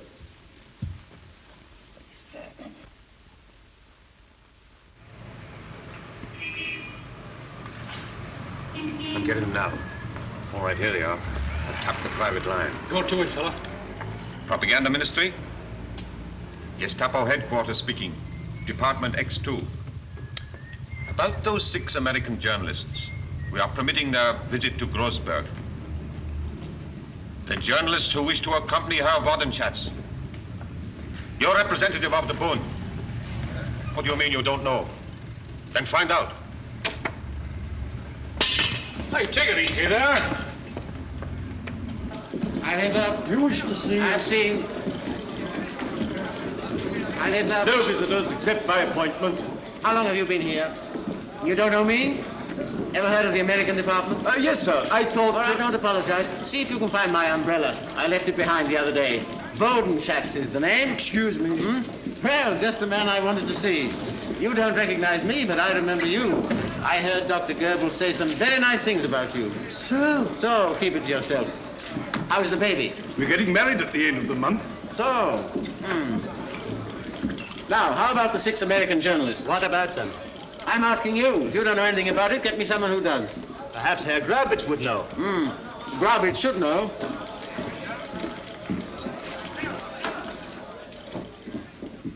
Now, look here, Herr Grabitz. Do you know anything of 6 American journalists? No. Yes. Smells was just asking me. There was a message from the Gestapo. Who's the head of the department? Oh, Herr Steinhoff, but he wouldn't know. We'll see. Here. Now, look here, Steinhoff. Where are the permits for the 6 American journalists? Permits? Yeah, don't you say Heil Hitler anymore? Heil Hitler. Heil Hitler. I don't think I know you. Now, what do you know? Have you ever heard of America? Yes. Good. Then where are the permits? But I want... Now listen. I'm Bodenschatz, the man who got the Nazi Party those nice headlines in America where they don't like you. I'm the man who put the Nazi American Bund on the map, and you never even heard of me. Let this be a lesson to you, gentlemen. But... No, let me speak. I've come all the way from New York to correct your blunders with the American correspondents. I spent 2 whole weeks with them, trying to nurse them into a better humor. This afternoon, I was taking them to the Grossberg camp so they could cable the United States and tell them not to believe those stories they hear about the German concentration camps. You've got to spoil everything. I asked for permits, and you haven't got any permits. No one told me anything about this. The Gestapo did telephone. Oh, so now you're deliberately obstructing the Gestapo. That'd be the last thing I'd do. Perhaps if you came back tomorrow... Tomorrow? Do you want me to keep the representatives of 6 of the biggest newspapers in America waiting outside this building until tomorrow? Unless I get those permits in 2 minutes, you'll be responsible. I'll be responsible. Right. I know what I'll do. Get me Dr. Goebbels. No, Herr Wodenschaft. I'll find the permits. Well, find them. There are some here, sir. That's better. Now you can fill them up as we go. As we go? Certainly. Didn't I say you were coming with us? No, I haven't. Oh, this is too much. Please get me Dr. Goebbels. No, I can finish the work at home. Yeah, that's right. Now, we've been waiting long enough. Come along. You know, the trouble with you propaganda boys, you get so used to telling lies, you don't recognize the truth when you hear it. But orders are orders. I'll hit that.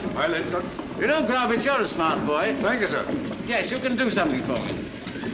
Ring up the Grossberg camp and tell them we're on the way. Have them prepare everything in the usual Ministry of Propaganda style.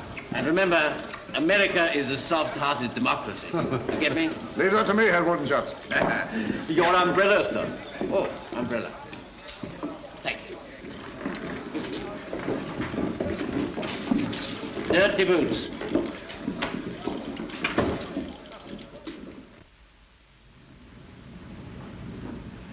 The journalists are just arriving, Herr Commandant.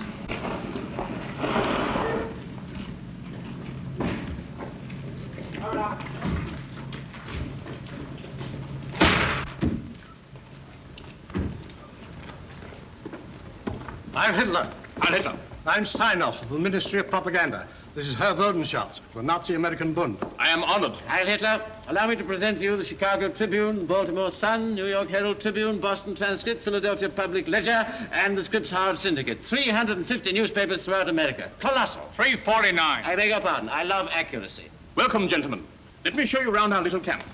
You will see how happy everybody is.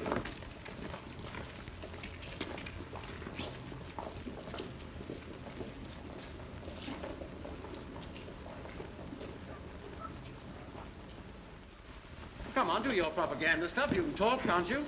You see, gentlemen, there is plenty of food. Eggs, vegetables, bread, butter, jam, and fruit. A real fruit. Ketchup!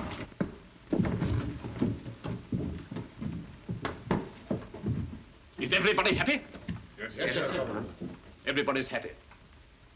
The eggs were fresh for breakfast? Yes, The eggs were fresh. For breakfast. Good.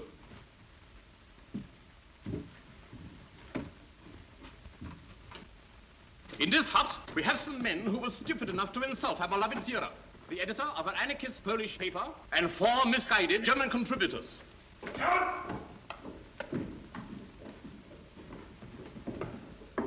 Any complaints? Yes.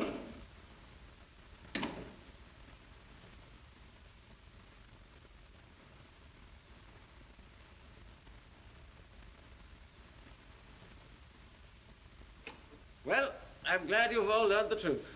In America, they have the idiotic idea that German concentration camps are full of unhappy people.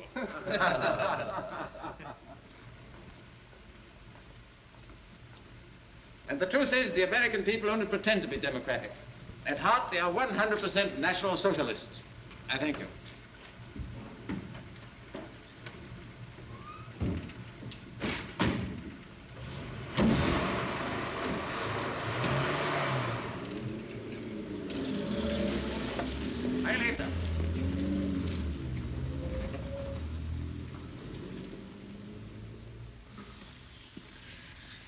Well, goodbye, Bodenschatz.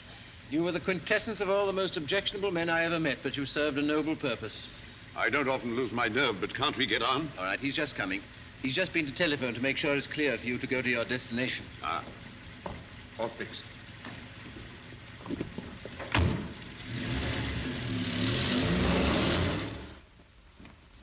Halt! Left turn! All ready for visiting room, sir? I'm ready. Carry on, Sergeant. Left turn! March! Visiting rounds. Get up! What are they doing down there? Stir them up, Sergeant. Get up!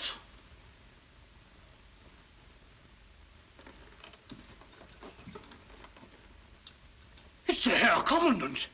Herr Commandant, bring that light a bit closer. What's happened, sir? He's unconscious. Someone must have hit him on the head. Herr Commandant. Herr Commandant.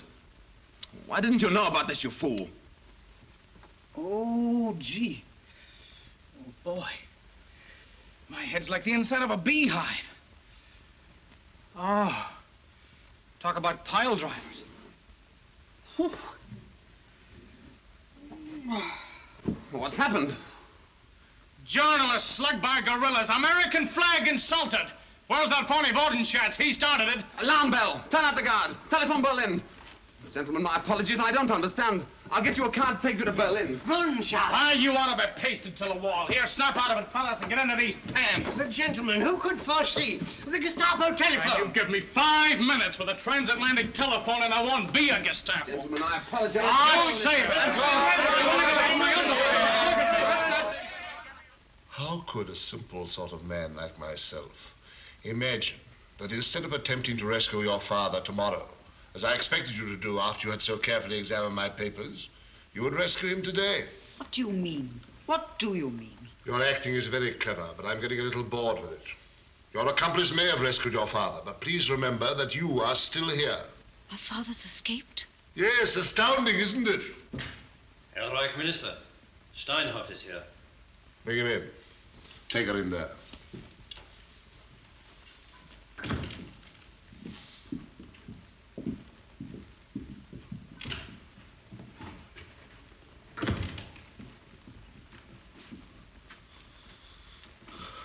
Good evening. And you are the man who has just been bluffed by this obvious hoax. The Gestapo must hold itself responsible. For what? For the incompetence and stupidity of the Ministry of Propaganda? Bodenschatz. Couldn't any of you checked up on his story? We are not policemen. Unfortunately. Would you recognize the man if you saw him again? I have an excellent memory for faces, thank you.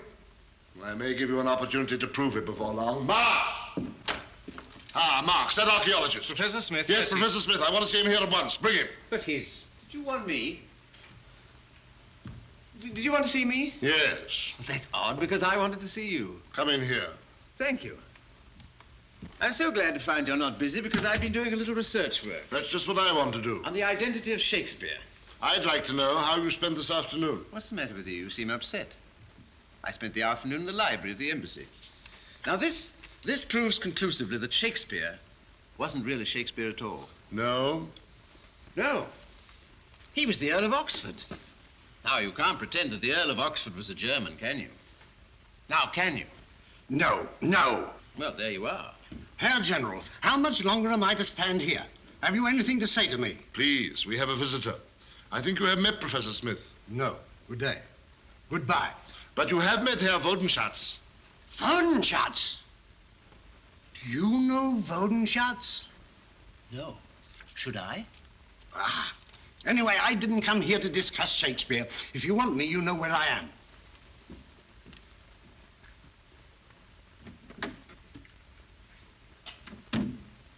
The Earl of Oxford was a very bright Elizabethan light. But this book will tell you he was a good deal more than that.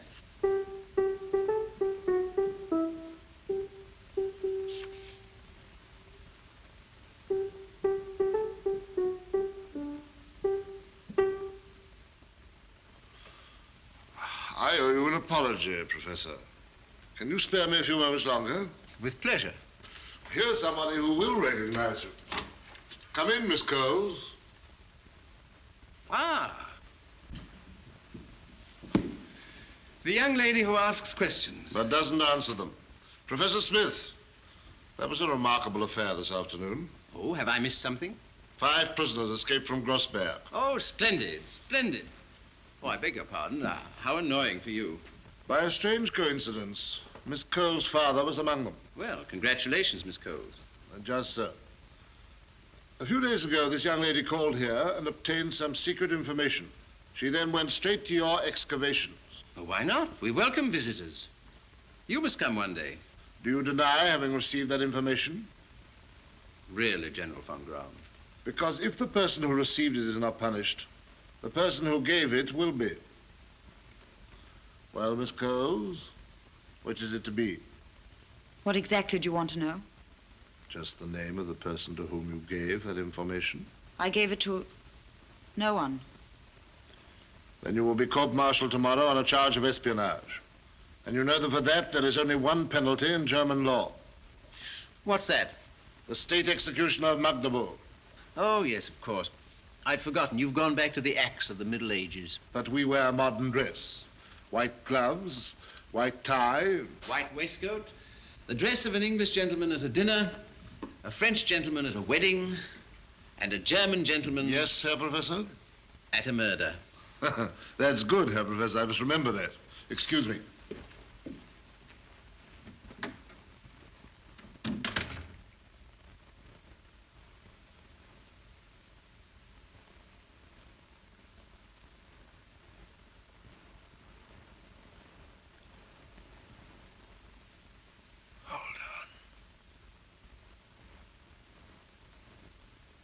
My dear child, to a man of peace like myself, all this seems incredible.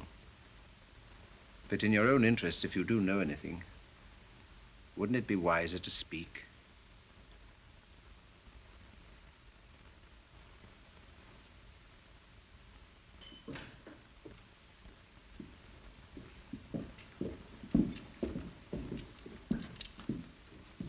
Take it away.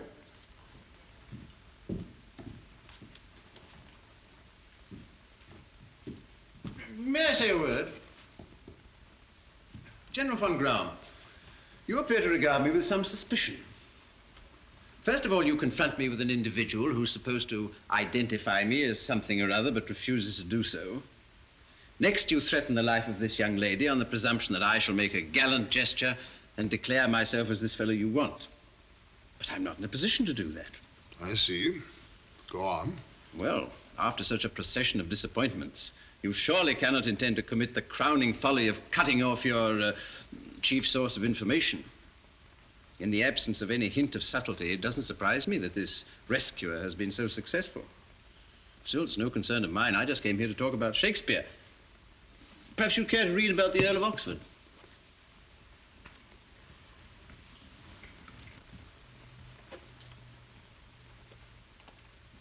I do wish it were in my power to help you. Well, goodbye. Professor, you should have been a detective. Of me? Oh, thank you. All right, Miss Coles. You can go. Does that mean I'm free? For the moment, yes. Perhaps the professor would care to see you home. Oh, dear. I'm afraid I'm a very poor escort. Well, allow me.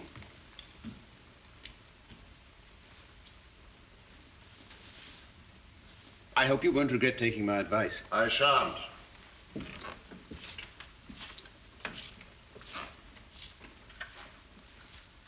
Why did you let her go? It's not her I want, you fool. It's him. That man, with his English superiority, seems to be mocking at our greater German world power. And I've got to get him. Got to. Yes, Herr Reichsminister. How are you feeling? All right. No, don't ask me any questions. We're not alone. Ah. How about a glass of wine? You need it.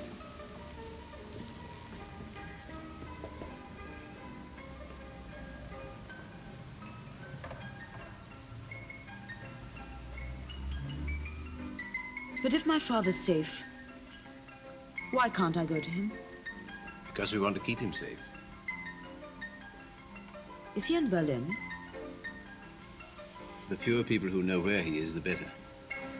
Here, drink your wine. It'll do you good. Excuse me.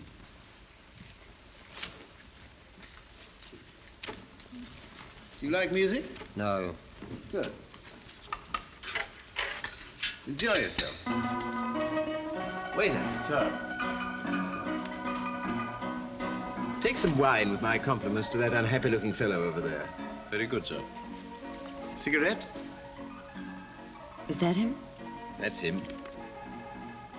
I've given him wine and music, and I'm afraid that's all I can do for him. I think you're the bravest man I've ever met. Well, you mustn't exaggerate, especially after your own remarkable courage. But if you've no fear for yourself, what about those who depend on you?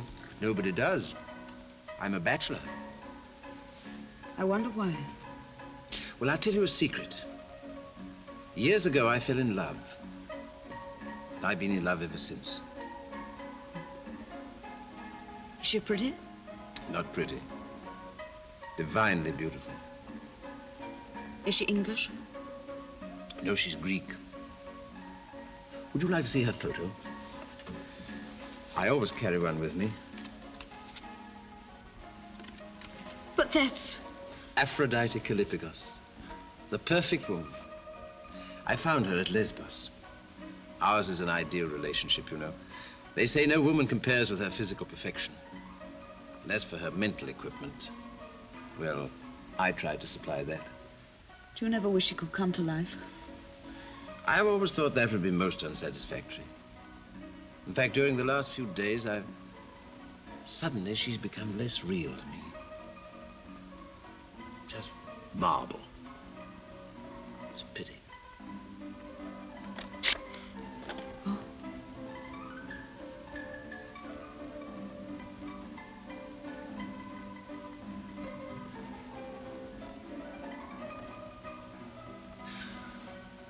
Well, I think we better be going now.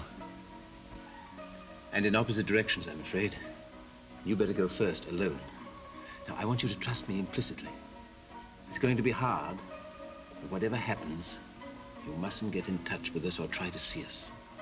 This is going to be a battle of nerves. We're going to be watched day and night. But you must trust me to the end. I will. I will, whatever happens.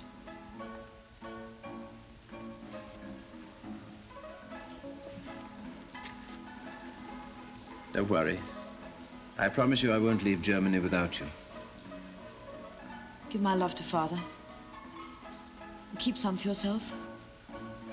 Goodbye.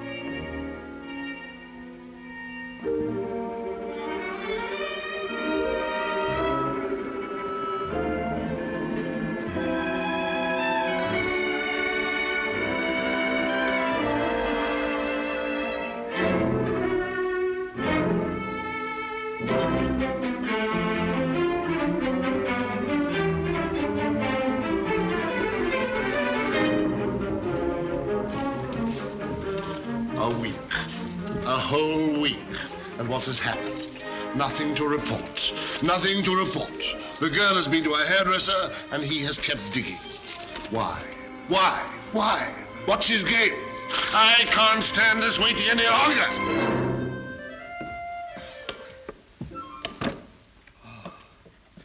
Say, Prof, we've dug up half Germany. What do we do now? Dig up the other half.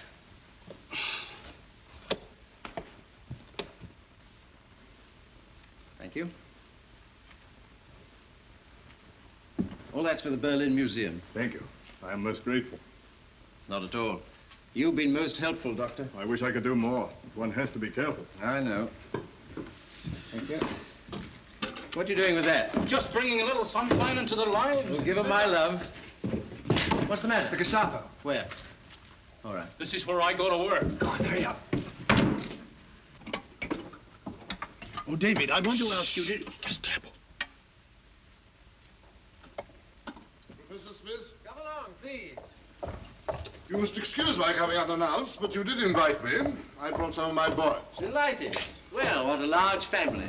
You don't mind their taking a look round? They're so interested in your operation. Not at all. Make yourselves at home, gentlemen. You know Dr. Fulrott of the Berlin Museum? Heil Hitler. Heil Hitler. Dr. Fulrott is making a catalogue of the relics which your government is permitting us to take back to England. Professor Smith's discoveries have been quite remarkable. He's been most generous in his gifts to our museum. So? Yes, you'll be surprised what we've discovered about an early Aryan civilization. What's in there? Oh, relics of pottery, weapons. Here? Same thing. And here? A man. A dead man. Would you like to see him?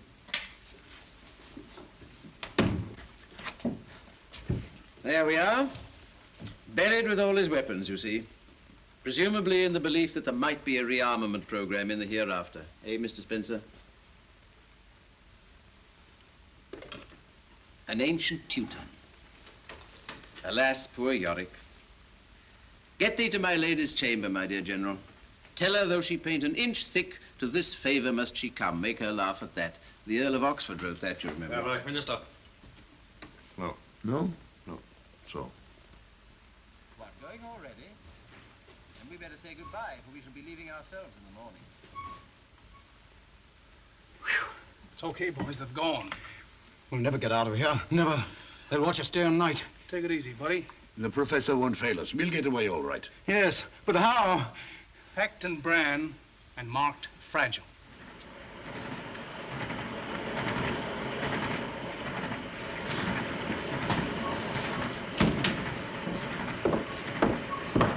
Changing guard, sir. All present and correct.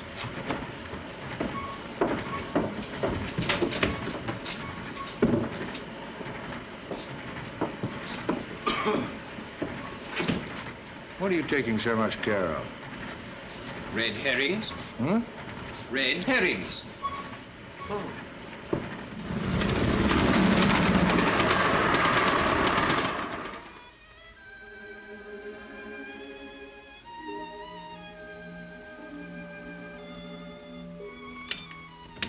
Well, what did he say? He's gone, Fräulein. Gone? Yes. He left for England on the 10:30 train this morning. They've all gone. But he can't have. But it's true. I spoke to the hall porter to put their luggage on the taxi. They've gone, all right. Thank you. Miss Kozlowski, get out.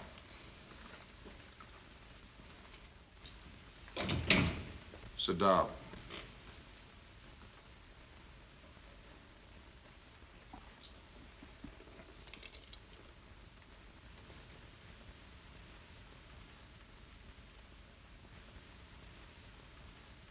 I require some information which only you can give me.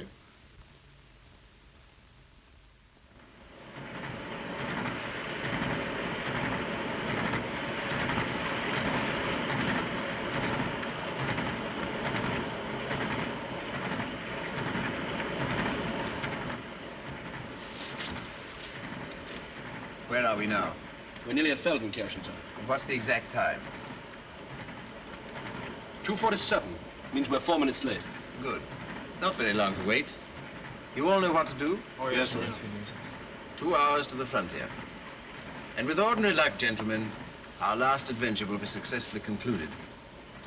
In case there's no opportunity to do so later, I want to tell you now that your conduct throughout, in spite of occasional fits of lunacy, has been most exemplary.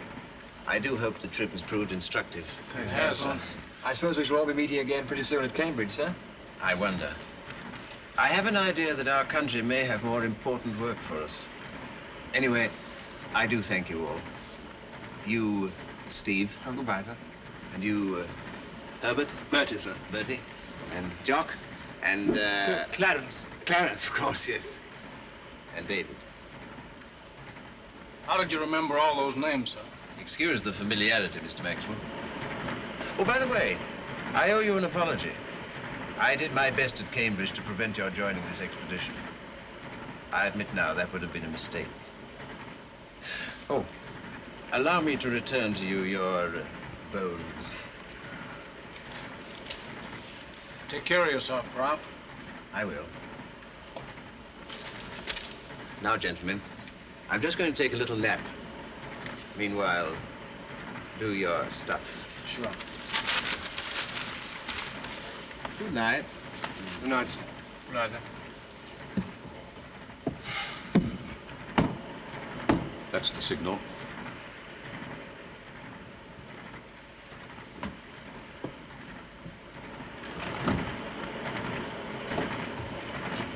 Excuse me. One of us has got to move, pal, and it isn't going to be me. This is it.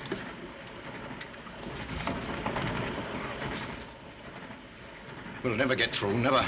We don't stand a chance. We'll all get through. We are in good hands. I'm a bit nervous myself, Kozlowski. Not Kozlowski here, please.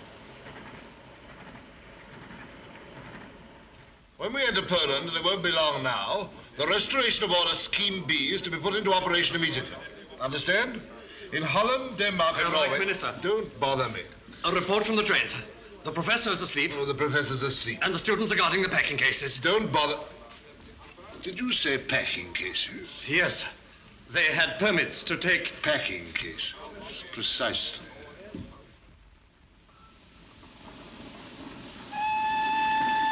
Train's coming in. Get ready there.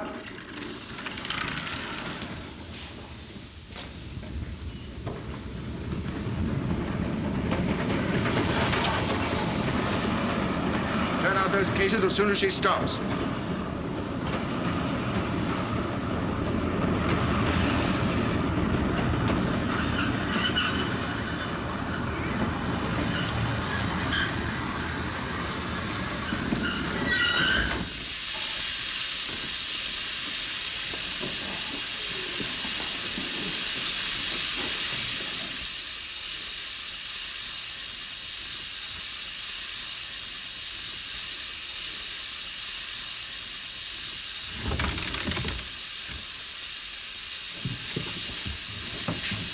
Where is he? Here he is.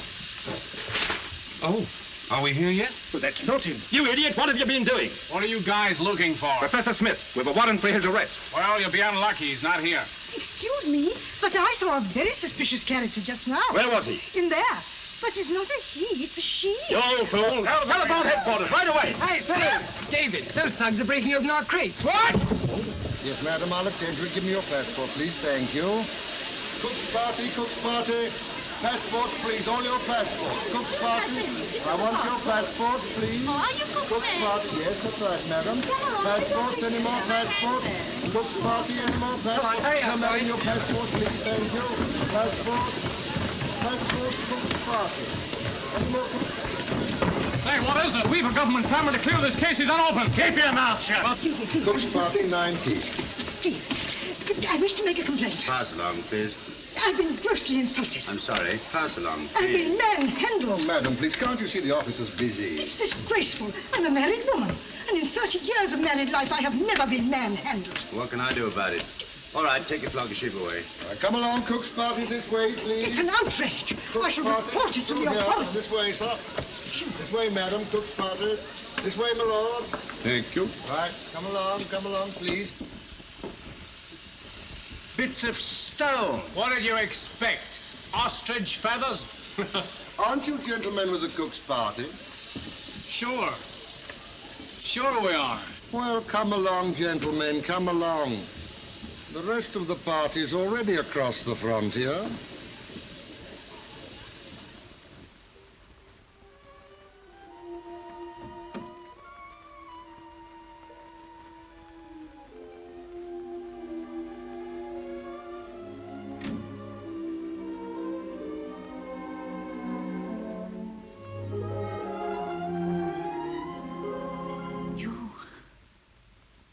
But I didn't expect. I told you I'd come back for you. But I thought... That I'd forgotten my promise? No. Yes. Grant's been here for hours. I don't know. They never left me alone. They said you'd gone away. They said my father had been arrested again. They never stopped asking questions. They never stopped talking. Your father's safely across the frontier. Oh. Is he? Quite safe. What have I done? You'll never forgive me for what I've done. I'll never forgive you if you don't put on your coat. We haven't much time, you know. Yes, but in the end, you see, I did tell them things. They tricked me into them. I didn't know what to do. It seemed the only way to save my father. They said they'd shoot him. So, of course, you told them. You're so human.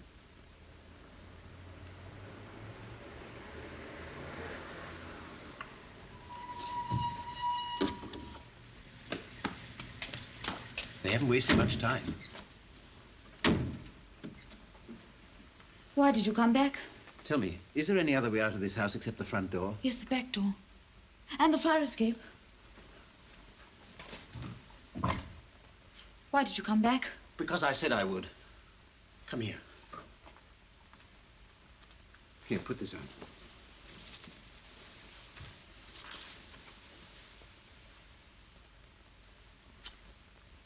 Yes.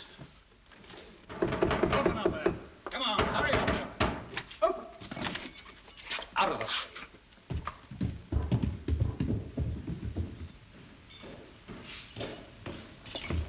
No.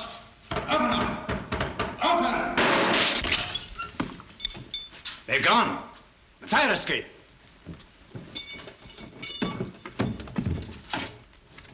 Come with me. You go down and bring the car round to the back. Wireless to headquarters. They can't have got far. Come on.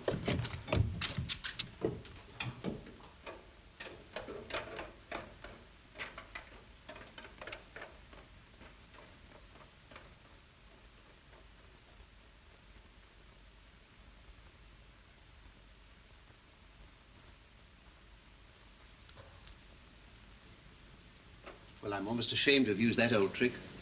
But it nearly always works. What do we do now? Now, in the immortal words of Mr. Maxwell, we scram.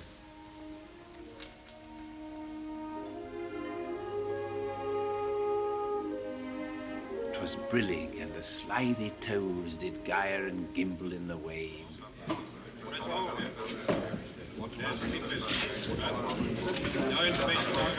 Any news? Not yet. I will not be beaten by that archaeologist. It's a matter of personal honor. I can assure you, Herr Reich Minister, that every train is being checked and every frontier watched. He can't get away. In a few moments, I shall be able to give you some definite information. Well, see to it. I'll get him myself, understand? Myself.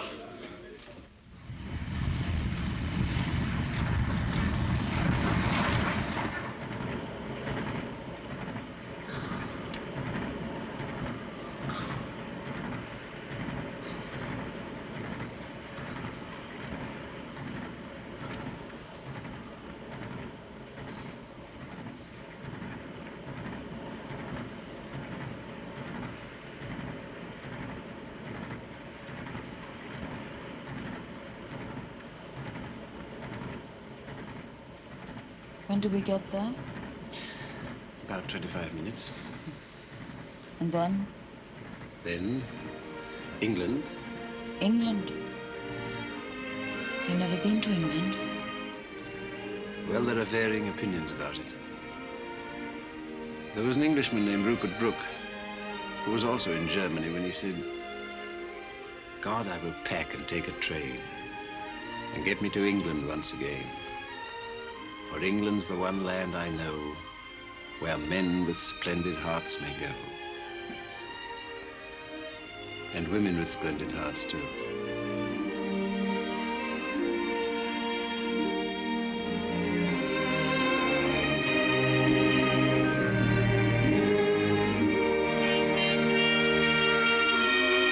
Good morning, Professor Smith. Good morning. Will you come with me? What for? I have orders to detain you.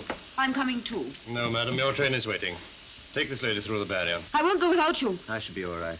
Go straight to Montarier, Hotel Excelsior. Your father's waiting for you. But you, can you manage? I shall do my best. Hurry now, the train's waiting.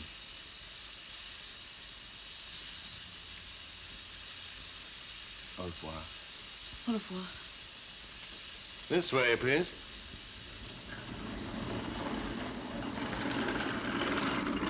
In here, please, Professor.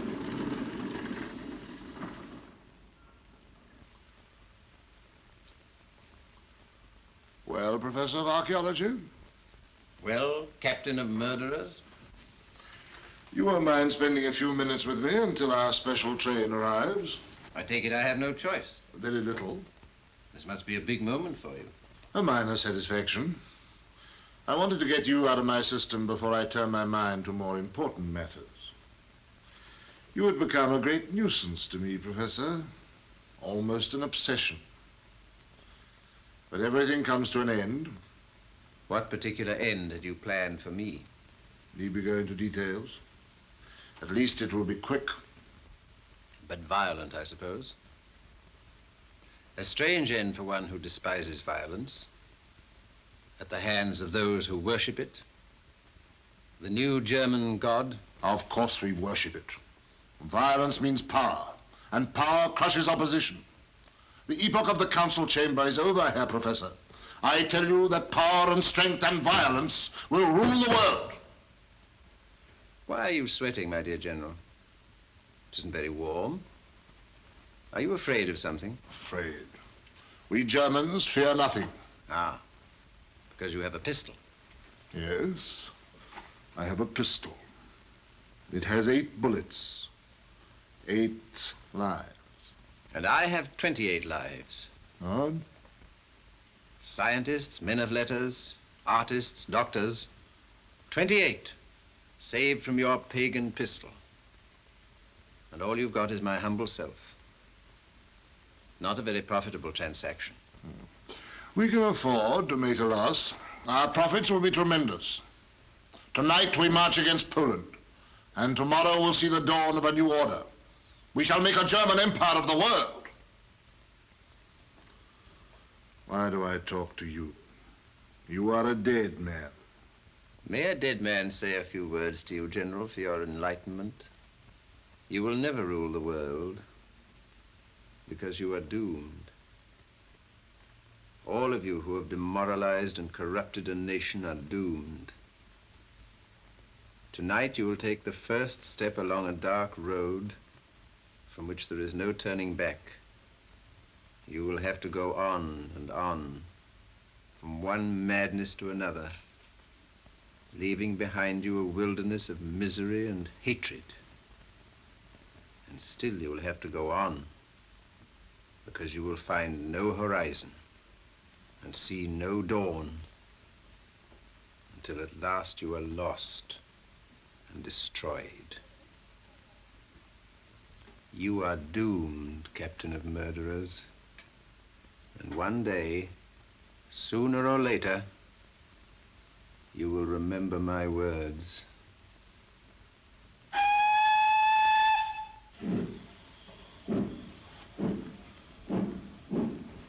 Stop! Come back. You were never nearer death than at that moment. How could one die better than waving goodbye to a friend? All right, take charge of him. Take him out of that lab where I can see him.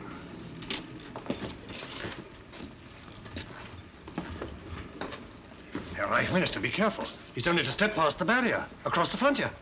That's exactly what I want him to do. Ah, shot while trying to escape. And by me. By me.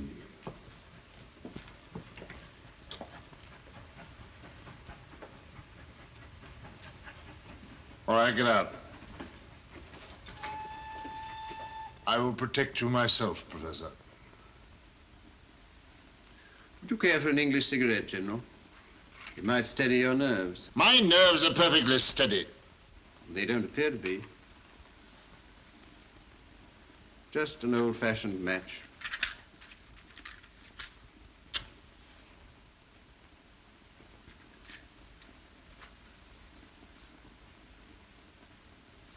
There's rather a valuable relic at your feet, General. May I pick it up to preserve it for the future? No. I will. How careless of them to have overlooked it. It's charming, isn't it? It proves, among other things, the complete non-existence of an early Aryan civilization in this country. Silence! Get back! Who called you? Come back! Don't worry. I shall be back.